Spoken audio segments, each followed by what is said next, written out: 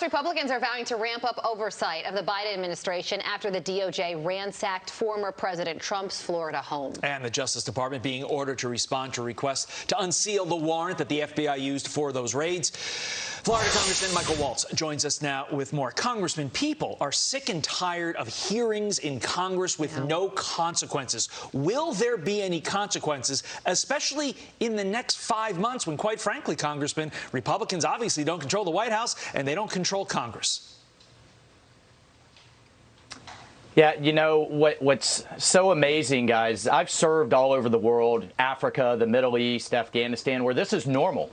This is actually what people expect, that the party in power will put in jail their predecessor and will go after him with the powers of the state. But the thing Americans hate is uneven justice. And I am hearing from people across the spectrum, even people who don't like President Trump, that know at their core that this is wrong. And what the Democrats and what the mainstream media just don't get and will never get is that things like this are actually making President Trump stronger. So Kevin McCarthy, to answer your question, Kevin McCarthy has told Merrick Garland to clear his schedule and preserve all documents. That is actually an official action from the Congress in terms of document preservation on who made this decision, how it came down, and what exactly the predicate is to take this outrageous action. And you bet your rear end we're going to get to the bottom of it. But you raise the point. We've got to win an election first.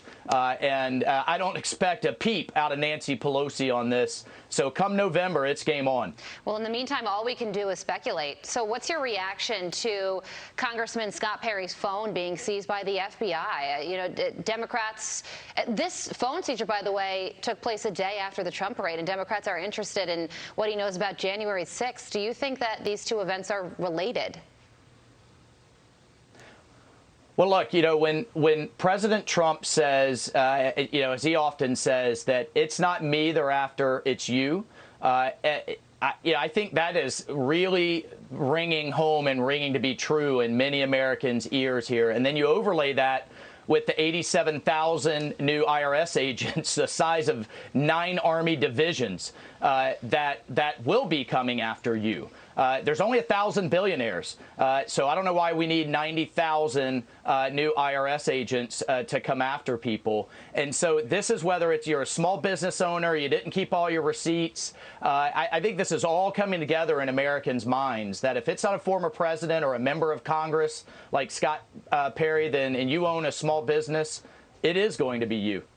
Well, we spoke earlier, Congressman, to the computer repairman, John Paul MacIsaac, who had Hunter Biden's laptop and handed it over to the FBI. And now he's saying that he's actually shocked that the FBI didn't raid Trump's home even sooner, because he feels like the institution is just completely politically motivated. He also said that if the FBI were actually doing their jobs, that they would have already raided Hunter Biden's home because of what was found in the laptop.